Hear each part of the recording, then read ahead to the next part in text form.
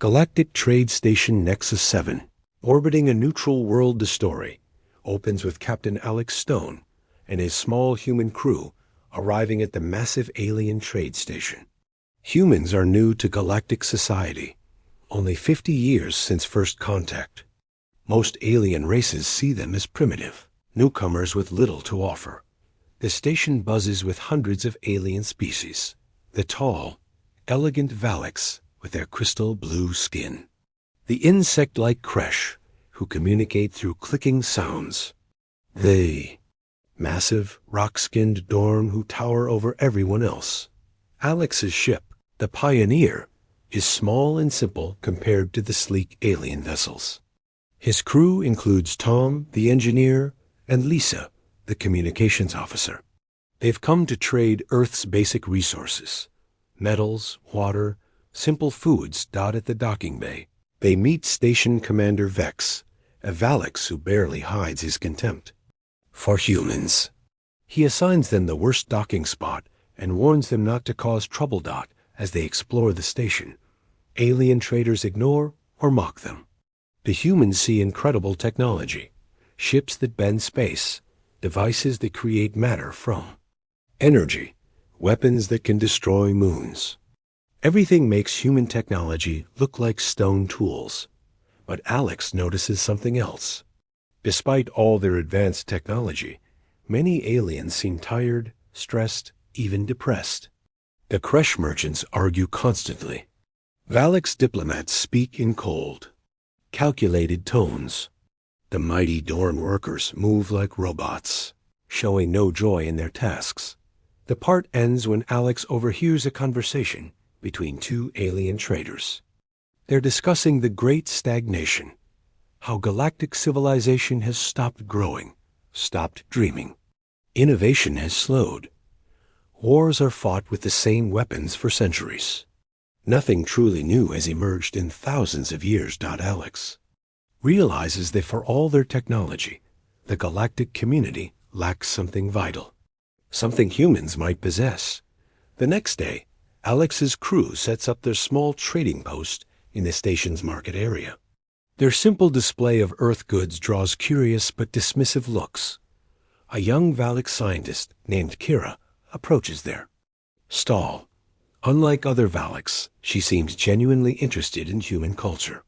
She's been studying the few human artifacts available and finds them puzzling. "Your tools are crude," she says, "but there's something different about them, something I can't understand." Alex shows her a simple wooden flute that Tom carved during their journey. It's nothing special by human standards, just a basic instrument. Made from earthwood. Kira examines it with her advanced scanners. The readings confuse her. The wood itself is unremarkable, but there's something else, something her instruments can't measure. "Play it," she requests. Tom takes the flute and plays a simple melody, an old Earth folk song about hope and home. The music drifts through the marketplace. Something extraordinary happens. Aliens stop what they're doing. The constant chatter quiets. Kresh workers pause their clicking conversations. Dorn laborers look up from their tasks. Even the proud Valak's diplomats turn their heads. The melody is simple, but it carries something the aliens haven't heard in millennia. Pure emotional expression. Human music doesn't just make sound.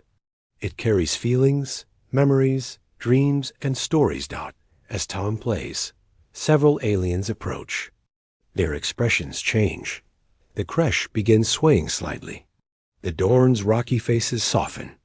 The Valaks' cold eyes show warmth. When the music ends, silence follows.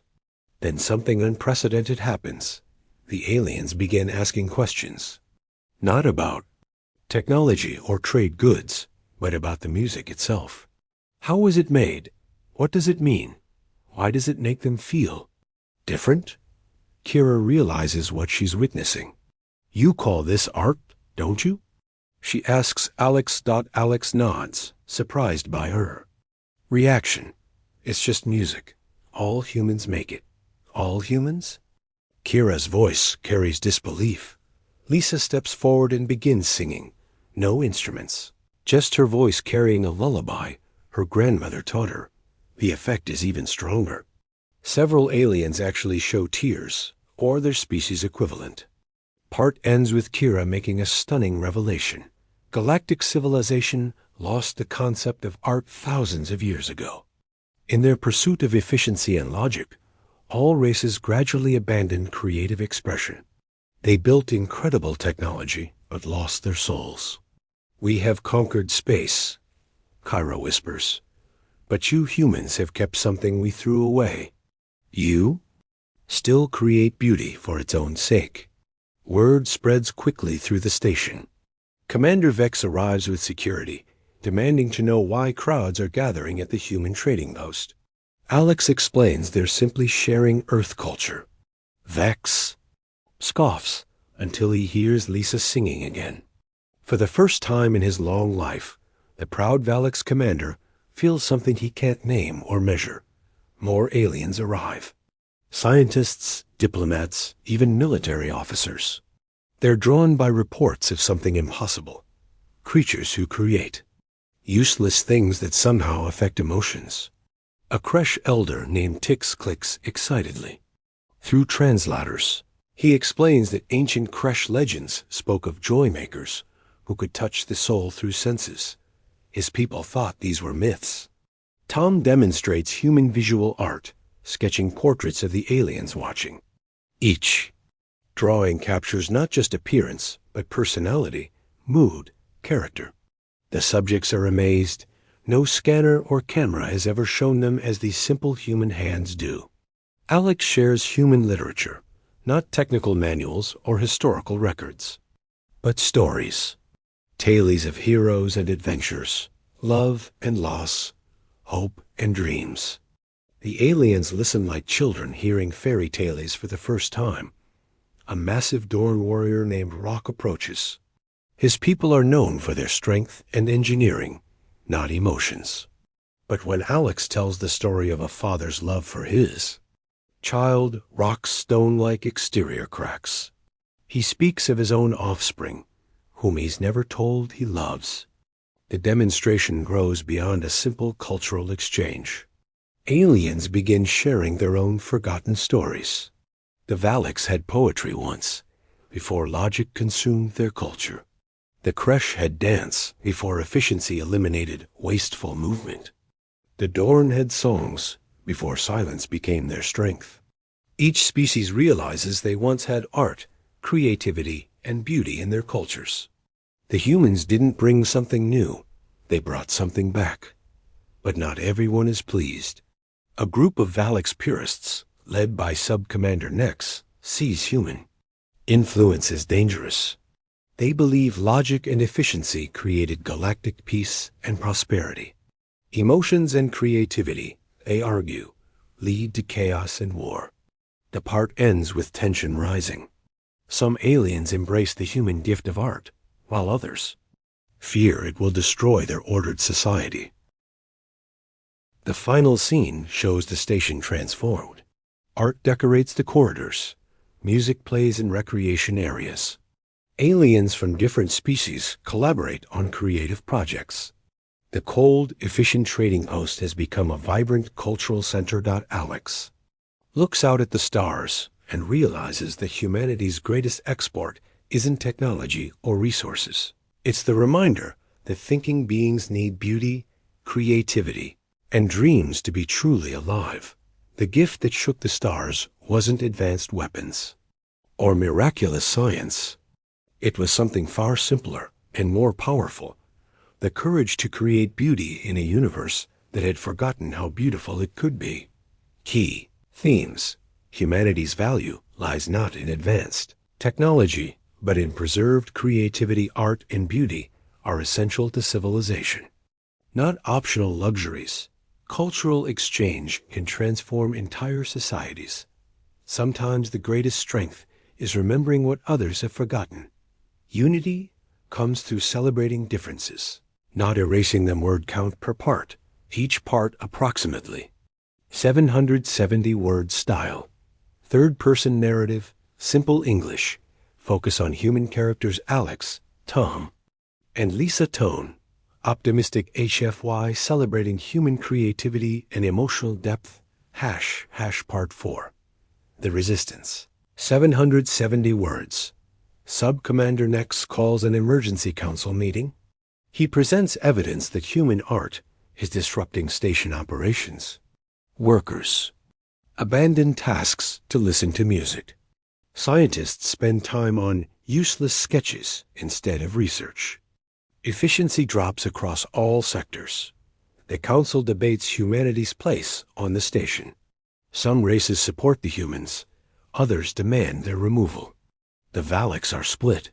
Younger members like Kira embrace human creativity, while elders like Nex fear change. Commander Vex finds himself torn. His logical mind agrees with Nex. The station runs on order and efficiency. But something deep inside him yearns for the beauty humans bring.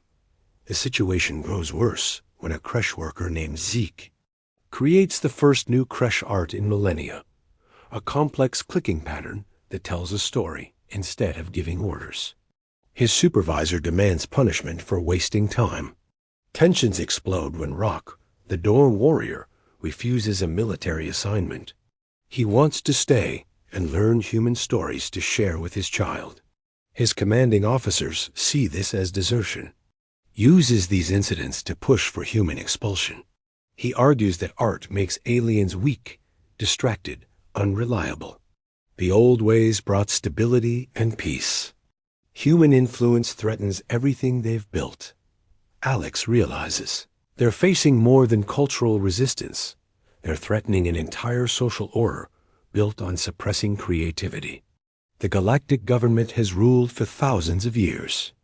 By keeping populations focused on duty, not dreams, the human crew faces a choice: leave quietly and abandon the aliens who've rediscovered joy, or fight for something bigger than trade agreements. The part ends with an ultimatum. The Council gives humans 24 hours to cease all artistic activities, or face permanent banishment from galactic space. Alex makes a bold decision. Instead of stopping, the humans organize the largest cultural gathering in galactic history. Help from Kira, Tix, Rock, and other alien friends, they send secret messages throughout the station. The message is simple: come remember who you were before you forgot how to dream. Despite the ban, aliens sneak away from duties to attend. The main docking bay fills with hundreds of beings from dozens of species. What follows isn't just a concert or art show. It's a cultural awakening. Humans share their greatest artistic achievements. Tom plays classical music that moves Valaks to tears. Lisa sings folk songs that make Creche remember their own melodies. Alex tells epic stories that inspire Dorn to recall their ancient heroic poems. But the real magic happens when aliens begin creating again. Kyra composes the first Valak's poetry in centuries. Tix leads his people in dance they thought was lost forever. Rock carves stone sculptures with techniques his ancestors knew. Gathering becomes a celebration of rediscovered identity. Each species remembers what made them unique beyond their functions in galactic society. Commander Vex arrives with security forces, ordered to end the illegal assembly.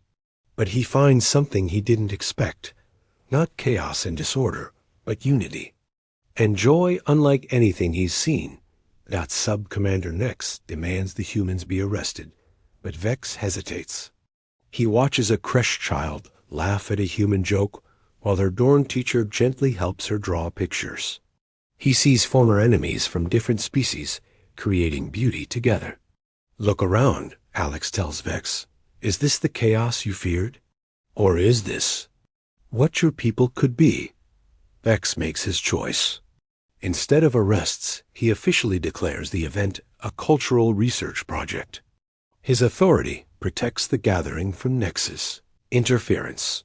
The story climaxes when all species join together in the first intergalactic artistic collaboration, a musical piece that combines human instruments, creche clicking, Valak's harmonies, and Dorm rhythms. The music they create represents not just art, But the harmony possible between different people's .news spreads beyond the station. Across the galaxy, suppressed creative spirits awaken. Planets begin rediscovering their lost arts. The Great Stagnation ends as beings remember how to innovate, dream, and create. The story ends with Alex's crew preparing to leave, their mission accomplished beyond all expectations. They came to trade goods, but ended up sharing something far more valuable. The reminder that intelligence without creativity is just advanced machinery. But intelligence with art creates true civilization. Commander Vex offers the humans permanent positions as cultural ambassadors. Other races extend similar invitations. Humanity finds their place in galactic society, not as junior partners, but as teachers of something the galaxy had forgotten. The final scene shows the station transformed. Art decorates the corridors. Music plays in recreation areas. Aliens from different species collaborate on creative projects. The Cold, Efficient # Part 4. The Resistance, 770 words. Sub-Commander Nex calls an emergency council meeting. He presents evidence that human art is disrupting station operations. Workers abandon tasks to listen to music.